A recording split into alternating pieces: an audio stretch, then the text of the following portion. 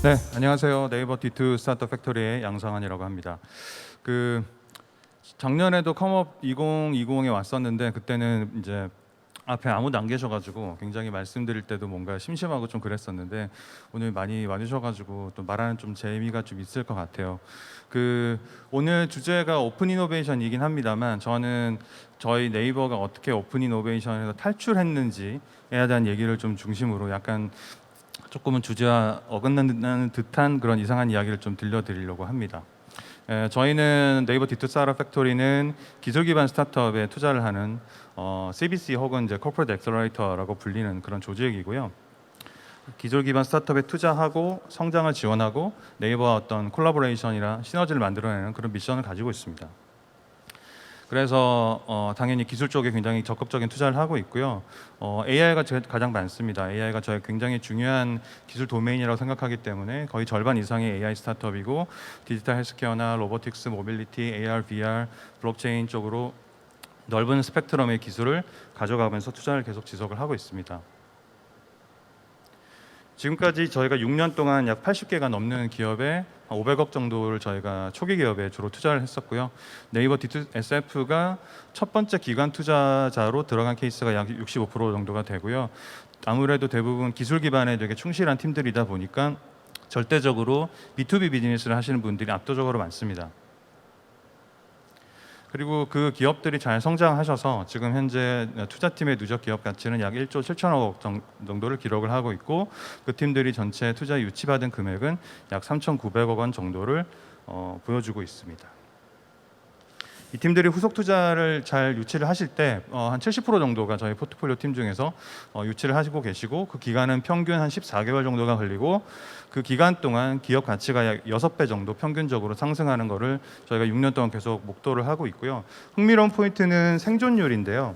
99% 정도를 저희 투자팀들이 생존을 하고 있습니다. 보통 한국에서 창업을 하면 한 3년 생존율이 한 60, 70 정도 퍼센티지를 왔다 갔다 하고 5년 넘어가면 30% 40% 언더로 떨어지는 걸로 제가 알고 있는데 99%는 굉장히 놀라운 수치고요.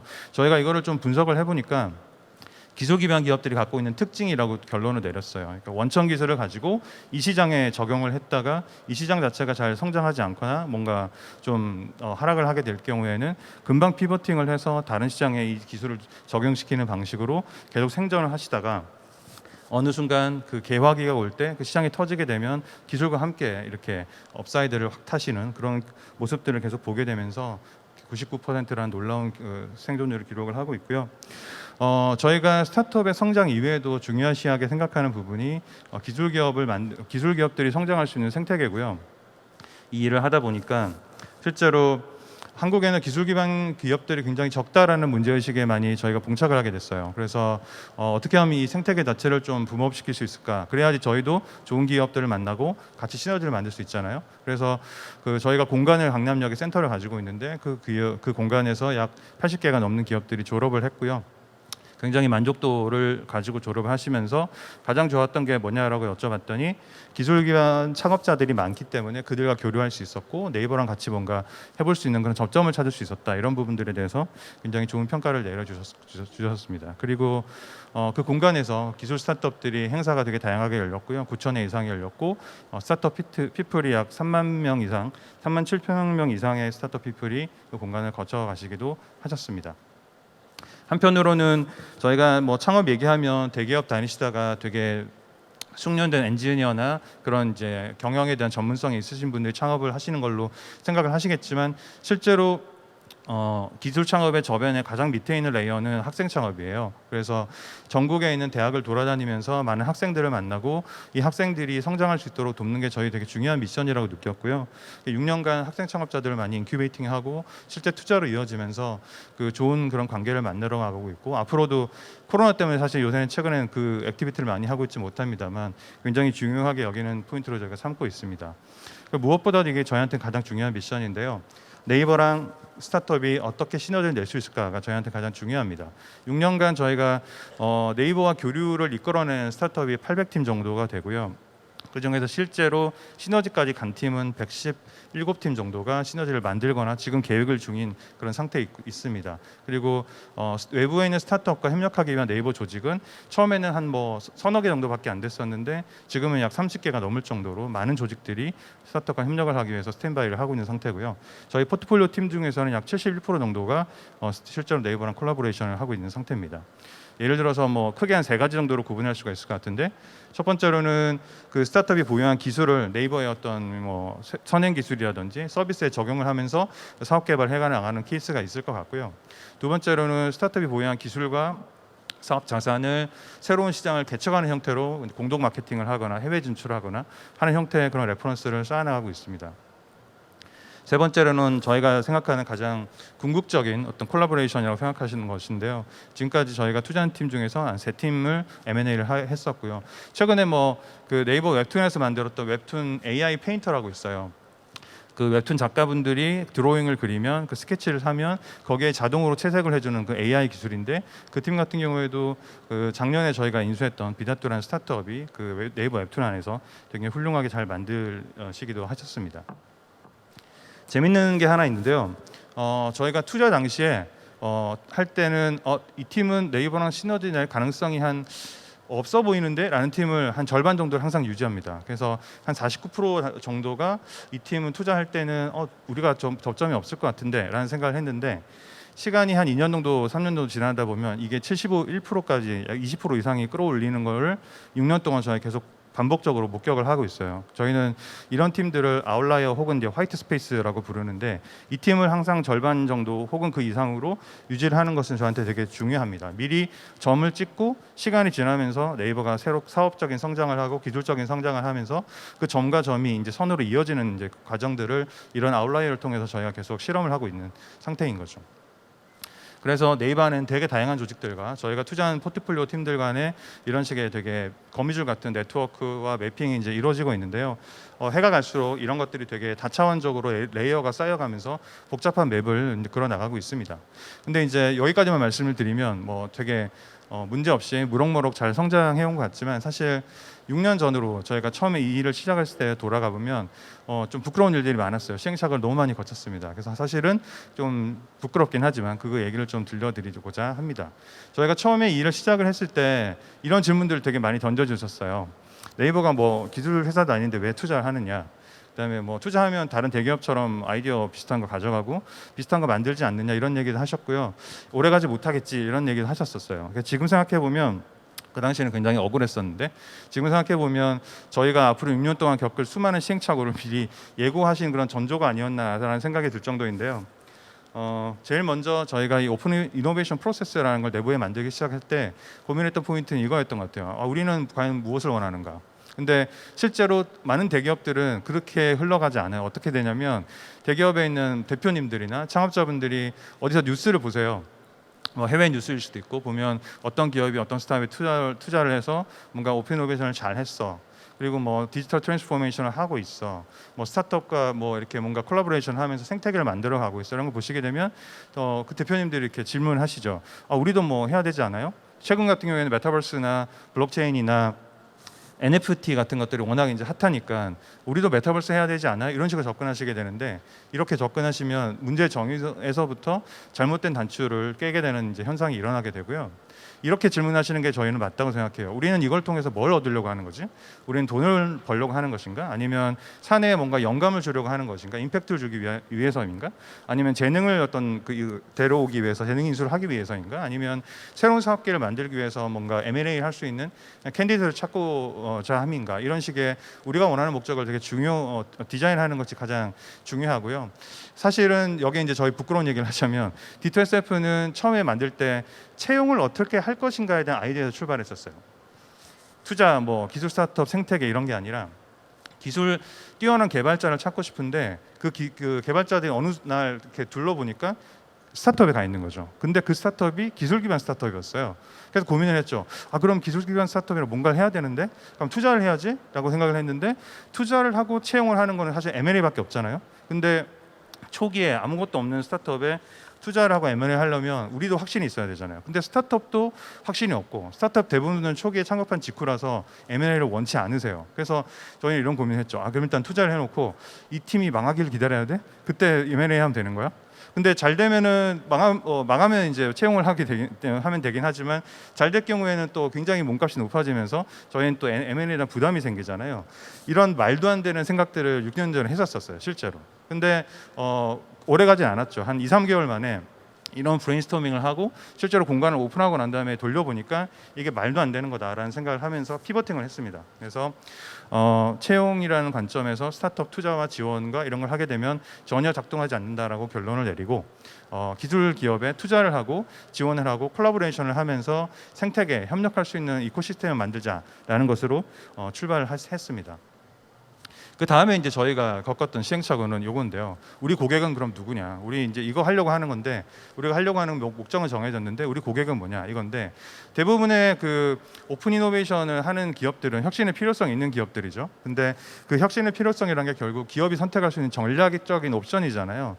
전략적으로 기업이 이익을 위해서 하는 거니까. 그러다 보니까 자연스럽게 기업 입장에서는 외부에서 들어오는 새로운 정보나 기술이나 사업 기회나 이런 것들을 도구로 생각해요. 객체로 생각하는 거죠.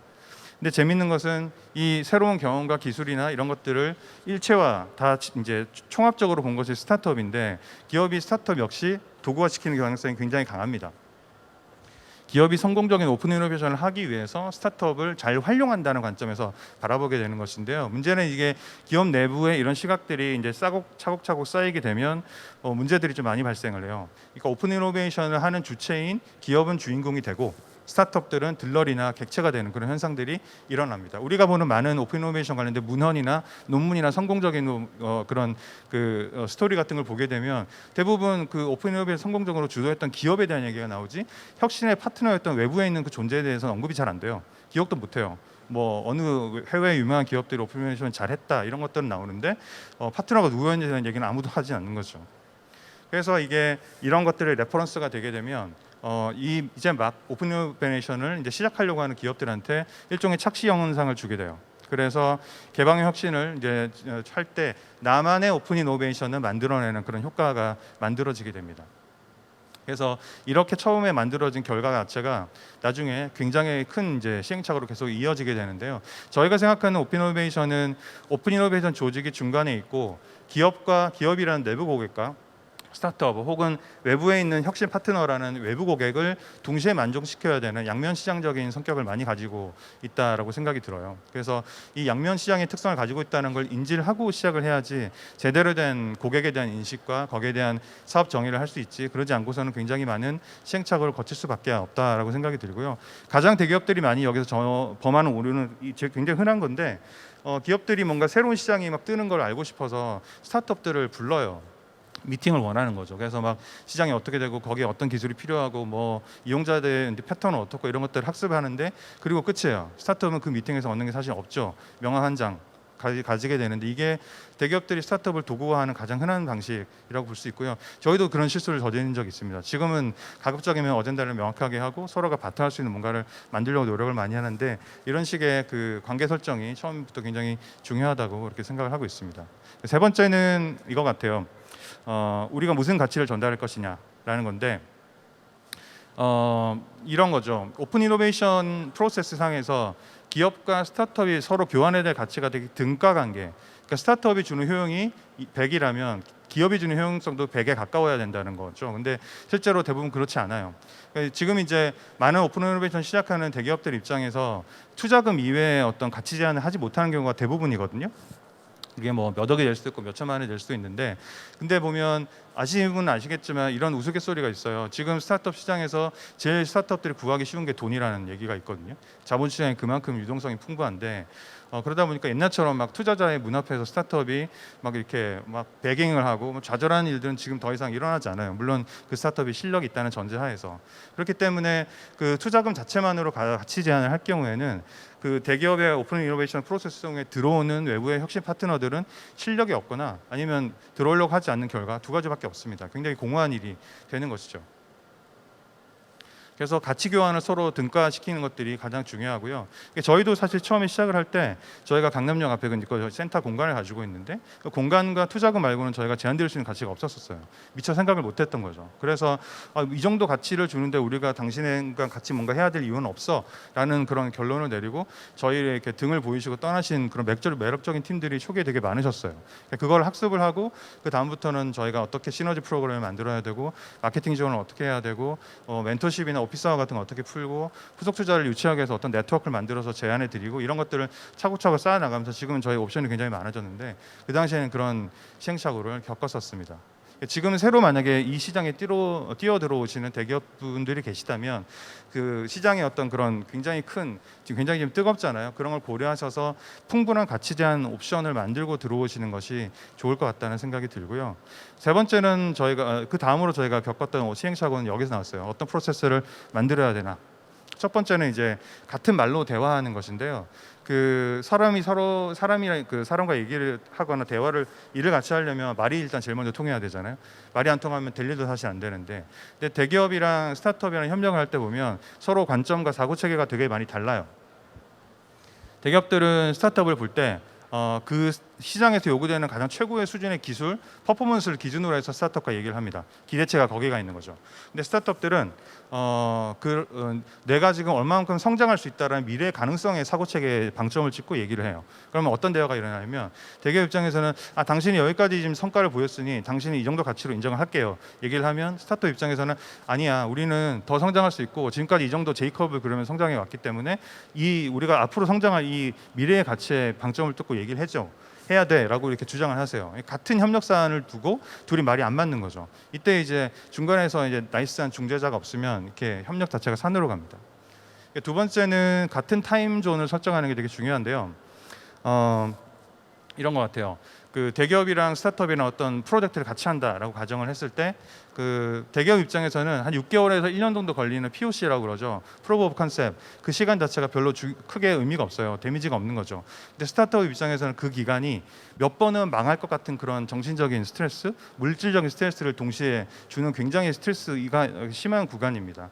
그래서 시간 자체가 스타트업에게는 굉장히 중요한 그 성장에 있어서 생존에 서 중요한 독립 변수임에도 불구하고 서로가 갖고 있는 단위 시간의 그 차이가 너무 크기 때문에 커뮤니케이션이 잘 되지 않아요. 이거를 시간을 같이 맞추기 위해서는 한 가지 방법이 필요한데 그 스타트업 입장에서 시간의 손실, 시간 때문에 발생하는 기회 손실이 있을 수 있잖아요. 내가 6개월을 이 프로젝트를 위해 썼는데 이게 잘 되면 좋지만 그렇지 않을 경우에 생길 수 있는 대가, 그거를 갖다가 명시하고 처음부터 기업이랑 같이 협상을 하고 진행하시는 게 가장 중요합니다. 세 번째는 규칙의 유연성에 대한 얘기를 좀 말씀드려야 될 것 같은데요. 그 많은 기업들이 이제 오픈 이노베이션을 이제 준비를 하시면서 조사와 분석의 공유를 진짜 많이 들으세요. 그 결과 막 이따만한 두께의 이제 실행 매뉴얼 같은 것들이 만들어지는데 만약 그걸 가지고 정말 실행하신다면 그 전에 정말 고민을 좀 심각하게 해보실 필요가 있을 것 같아요. 저희도 사실 시행착오를 좀 거쳤는데. 저희가 처음에 6년 전에 이 일을 시작할 때 뭐 예를 들어 10억 정도의 밸류에 5천만 원만 투자하자 이런 가이드라인이 있었어요. 근데 그 당시만 해도 스타트업 시장이 막 2012년, 13년부터 막 뜨겁게 달아오르고 있던 시기였었거든요. 그래서 도저히 그거랑 기준을 가지고 뭔가 어떻게 해볼 수 있는 방법이 없는 거예요. 스타트업들은 저희를 외면하고. 그래서 그때도 훌륭한 팀들 많이 만났지만 떠났던 분들이 굉장히 많습니다. 특히 요즘처럼은 시드 라운드에서 100억 이상의 기업 가치를 인정받는 딜들이 굉장히 많아지거든요. 그렇기 때문에 지금 이제 들어오신다면 그런 새로 변화한 시장의 환경에 맞는 그런 정책과 가이드라인을 가지고 들어오셔야 되고요. 그래야지만 되는데 만약에 그 현장에서 그 가이드라인을 변경하기 위해서 또 다른 보고서를 쓰고 의사결정을 받기 위해서 뭐 3개월, 6개월씩 걸리게 된다면 이 일을 하기가 굉장히 어려워지는 것이죠. 그리고 다음에 부딪히는 문제는 이거 같아요. 의사결정 메커니즘을 어떻게 가져갈 것인가에 대한 문제인데요. 그 오픈 이노베이션 담당하는 조직 입장에서 난관이 되게 많아요. 밖에서 뭐 훌륭하게 스타트업 만나고 하면 될 것 같지만 실제로는 인터널 커뮤니케이션과 인터널 프로세스에서 문제를 훨씬 더 많이 느낍니다. 어떤 난관이 있냐면 여기서 드는 비용들, 투자 자금뿐만 아니라 이 일을 하기 위해서 드는 비용들을 어떻게 저스티파이를 할 것이냐는 챌린지를 정말 많이 받아요. 그리고 오픈 이노베이션에서는 성과는 어떻게 증명할 거니? 라는 질문에 답변하기도 참 힘들죠. 그리고 또 이런 것도 있죠. 그러니까 오픈 이노베이션에 반대되는 개념, 그러니까 폐쇄적인 혁신이라는 전통적인 방법이 더 좋다라고 주장하는 내부의 이제 조직이나 그런 분들 되게 많아요. 이거를 다 뚫고 외부에 있는 스타트업이랑 같이 협력을 해야 되는데 그러다 보니까 현장에서 그 위임된 권한의 차이가 엄청나게 큽니다. 그러니까 기업 입장에서는 그 많은 프로세스를 뚫고 실무 담당자가 협의를 해야 되는데 반대편 카운터파트에 있는 스타트업들은 대표나 창업자가 나오죠. 그래서 여기서 권한의 차이가 굉장히 크게 느껴지고요. 이러다 보니까 이 문제를 풀기 위해서 문제는 딱 하나밖에 없어요. 경영진으로부터 가장 많은 최대한 많은 권한을 위임받는 것이죠. 그래서 성공적인 프로세스를 찾을 수 있는 시간을 우리가 시행착오를 버틸 만한 시간까지도 같이 포함해서 그 의사결정 권한을 최대한 많이 받는 것이 중요하고요. 그렇게 해야지만 그 기업과 스타트업이 대등한 권한의 어떤 그 레벨을 가지면서 서로가 그 협의를 빨리빨리 부러뜨려 나갈 수 있습니다. 물론 그 경영진이 이 프로젝트를 직접 리딩할 수 있으면 훨씬 더 효과적인 상황이 되겠죠. 저희 같은 경우에는 이 함정에는 좀 빨리 빠져나왔던 케이스예요. 빠질 뻔했지만 왜냐하면 저희 이제 D2 스타트업 팩토리 같은 경우에는 네이버의 창업자와 최고 경영진이 이 엔진을 만들었던 엔진을 설계했던 엔진에 이제 기름을 부었던 분이기 때문에 현장의 문제를 되게 빨리 파악을 하면서 그걸 대처하기 위한 그런 타임을 좀 확보를 할 수 있었고요. 그 결과 저희가 시도했던 거는 시장에 있는 어떤 가장 빠른 VC보다 더 빨리 의사결정하고 예를 들자면 뭐 미팅을 2번 하고 나면 무조건 투자를 한다. 아니면 아무리 늦어도 투자에 대한 의사결정은 한 달 안에 끝낸다. 뭐 계약서는 4장 이하로 줄인다. 뭐 이런 식으로 이제 여러 가지 실험을 하면서 저희 프로세스를 튜닝을 하는 그런 이제 일도 했었습니다. 그리고 마지막으로 이제 누가 오픈 이노베이션 조직을 이끌어야 될 것이냐에 대한 이제 문제를 반드시 고민하시게 될 텐데 두 가지 옵션이 있죠. 네, 리더님 시간 관계상 짧게 부탁드리겠습니다. 네네. 외부에 있는 인재를 데려가서 할 거냐, 내부에 있는 인재를 키울 것이냐에 대한 문제인데 대부분 성공적인 해외 사례를 보게 되면 내부의 인재를 키우는 것이 훨씬 더 중요하다라고 결론을 내리고 있고요. 저희도 그렇게 시작을 했습니다. 그래서 저희까지 여기까지를 좀 정리를 해보면 오픈 이노베이션 자체의 역설적인 의미가 되게 많은 것 같아요. 오픈 이노베이션이라는 우리의 이익을 달성하기 위해서 이 개념에 집중을 하다 보면 정작 외부랑 콜라보를 하고 혁신적인 에너지를 받아야 되는 그런 일들을 이제 성공하는 것과는 저리가 이제 거리가 점점 더 멀어지는 그런 이제 결과에 빠진다는 것이고요. 다시 이제 6년 후로 돌아와서 현재로 돌아오게 되면 저희는 오픈 이노베이션 표현을 내부에서 쓰지 않아요. 저희는 콜라보레이션, 시너지라는 표현을 쓰고요. 그래서 내년에 이제 네이버에서 신사옥에 만들어지게 되는데 그때 저희가 새로운 실험을 좀 준비를 하고 있습니다. 네이버 안으로 이제 들어가서 스타트업 공간과 스타트업 시설을 만들게 되고요. 그 안에서 콜라보레이터라는 개념을 가지고 스타트업이랑 네이버랑 같이 협력하고 교류하고 실험하고 성장할 수 있는 그런 환경을 만들자라는 걸 테스트할 예정이고요. 이게 뭐 잘 될지 또 이제 저희가 6년 전에 그랬던 것처럼 함정에 빠질지 허우적거릴지는 모르겠습니다만 저는 잘 될 거라고 믿고 있습니다. 지켜봐 주시고요. 경청해 주셔서 너무 감사합니다. 네, 감사합니다.